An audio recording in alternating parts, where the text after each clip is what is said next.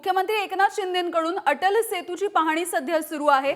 शिवडी नावाशेवा सागरी सेतूचं पंतप्रधान नरेंद्र मोदी यांच्या हस्ते 12 जानेवारीला लोकार्पण केलं जाणार आहे आणि या सगळ्याची पाहणी करण्यासाठी मुख्यमंत्री एकनाथ शिंदे आता अटल सेतूच्या इथे दाखल झालेले आपल्याला बघायला मिळतात। अगदी काही वेळापूर्वी त्यांनी स्वच्छतेच्या सगळ्या गोष्टींची सुद्धा पाहणी केली होती। प्रमाणावर सर्व्हिस इंडस्ट्री होतील, तिथे मोठ्या प्रमाणावर वसाहती होतील आणि एक गेम चेंजर या ठिकाणी आपल्याला पाहायला मिळेल।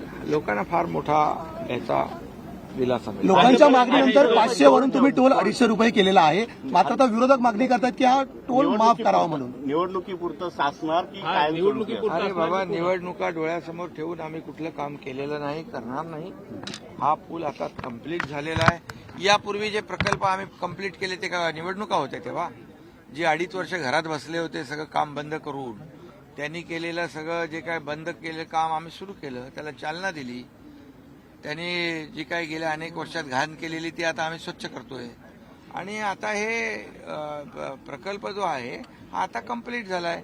या प्रकल्पाचं वैशिष्ट्य आहे की याचं भूमिपूजन देखील आदरणीय प्रधानमंत्री महोदयांच्या शुभ हस्ते झालं होतं, तेव्हा देवेंद्रजी मुख्यमंत्री होते आणि त्याचं उद्घाटन मोदी साहेबांच्या हस्ते होतं। याचा आनंद आहे आम्हाला। शिवसंकल्प अभियानाची सुरुवात तुम्ही आजपासून करताय, कशा प्रकारे बघता? मिशन 48 कडे 48 खासदार निवडून आणाल का? ते ट्रॅव्हल करणार आहे कारण की सांगितलं जातं की पंतप्रधानांचा दौरा अजून नाही, म्हणून हा पूर्ण आम्ही जो MTHLचा जो पूल आहे याच्यावर आज याच्यासाठी चालू आहे की याची पाहणी करून जो कार्यक्रम आहे आदरणीय प्रधानमंत्री महोदयांचा स्टार्ट टू त्या सुरुवात जिथून होते आणि जिकडे शेवट आहे तिथे मोठं लोकांना ते ऍड्रेस करणार आहेत, मार्गदर्शन करणार आहेत आणि तिथे देखील काही आणखी मुंबईतले प्रकल्प जे आहेत त्याचं लोकार्पण होणार आहे। MMRDच्या प्रकल्पांचं लोकार्पण रिमोटद्वारे होणार आहे। त्यामुळे मोठा असा हा कार्यक्रम आहे आणि निवडणुका वगैरे डोळ्यासमोर ठेवून आम्ही काम करत नाही। आज शिवसंकल्प हा वरळीपर्यंत कनेक्ट होतो। तर मुख्यमंत्री एकनाथ शिंदे यांच्याकडून शिवडी नावाशेवा या सेतूची पाहणी केली जाते आणि 12 तारखेला पंतप्रधान नरेंद्र मोदी यांच्या हस्ते याचं लोकार्पण सुद्धा होणार आहे आणि स्वतः मुख्यमंत्री याची पाहणी करतायत। सर्क्युलेशन ड्रिल वापरली अत्याधुनिक, त्यामध्ये आम्ही प्रोटेक्शन वॉल केली, त्यामध्ये आम्ही हे नॉईज बॅरियर लावले आणि त्यामुळे ते फ्लेमिंगो जे आहेत कमी नाही झाले, वाढले उलट। त्यामुळे पूर्णपणे पर्यावरणाचा समतोल राखून त्याची काळजी घेऊन हा प्रकल्प ॲडव्हान्स टेक्नॉलॉजी वापरून आपण केलेला आहे। त्यामुळे हा देशातला नंबर 1चा प्रकल्प आहे।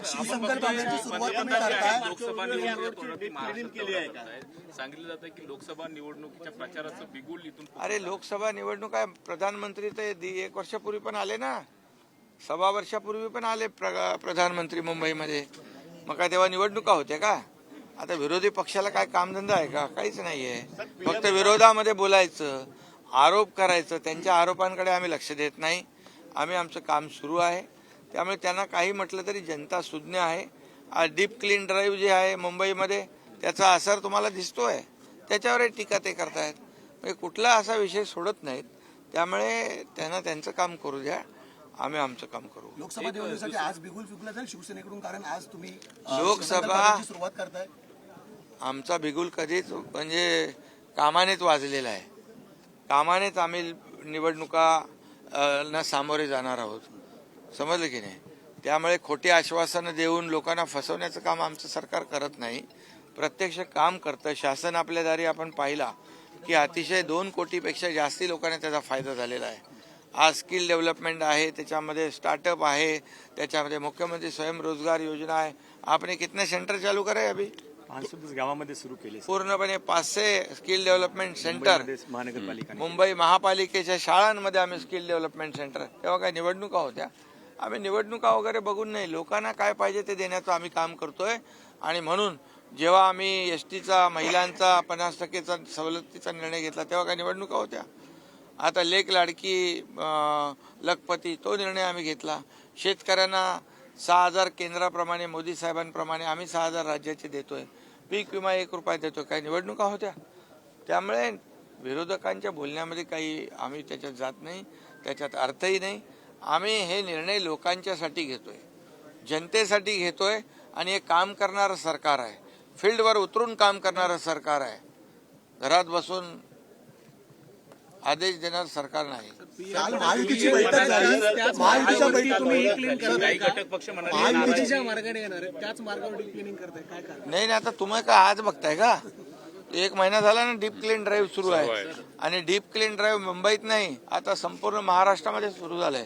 अनेक सगळ्या शहरामध्ये टप्प्याटप्प्याने डीप क्लिनिंग ड्राईव्ह होईल आणि संपूर्ण महाराष्ट्रामध्ये स्वच्छता अभियान जे घेतलेलं आहे त्यामुळे आरोग्यासाठी फार मोठा उपयोगाचा आहे. आणि इतर लोकांचं आरोग्य त्यामुळे खराब होतंय, त्यांना पोटदुखी होते वगैरे, ठीक आहे. त्यांच्यासाठी पण आम्ही बाळासाहेब ठाकरे आपला दवाखाना 200 इथं मुंबईत आहेत आणि 700 महाराष्ट्रात आहेत.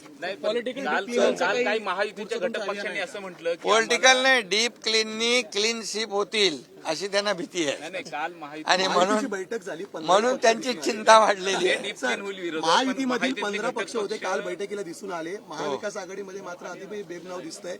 काय सांगता? अर्धी लढाई इथे महाविकास आघाडीमध्ये अजून नेता ठरत नाही. आमच्याकडे नेता नरेंद्र मोदी साहेब आहेत, त्यामुळे त्यांच्याकडे अजून नेता ठरत नाही. कोण कुठे आहे ते ठरत नाही आणि त्यामुळे आम्हाला काही त्यांची चिंता नाही. त्यांचं लकलाभ होऊ दे, आम्ही आमचं काम करू. आमच्याकडे मोदी साहेब आहेत आणि गेल्या 9 वर्षात मोदी साहेबांनी जे काम केलेलं आहे ते 50-60 वर्षात करू शकले नाहीत, ते मोदी साहेबांनी केलंय. 4 राज्यामध्ये तुम्ही बघितलं, मोदी गॅरंटीच चालली, इतर गॅरंटीला ऍक्सेप्ट नाही केलं. खोटं आश्वासन देऊन, खोटी गॅरंटी देऊन फसवणारे लोकांनी पाहिले. म्हणून राजस्थान, मध्य प्रदेश, छत्तीसगडमध्ये पार पाडवे केले आणि म्हणून मोदी गॅरंटी चालली. आता लोकांनी त्यांना गॅरंटी दिली मोदींना की या वेळेस 2024ला अबकी बार मोदी सरकार 400 पार. असं हा कोण म्हणतोय? जनता म्हणते आणि जनतेने आता त्यांना गॅरंटी दिलेली आहे.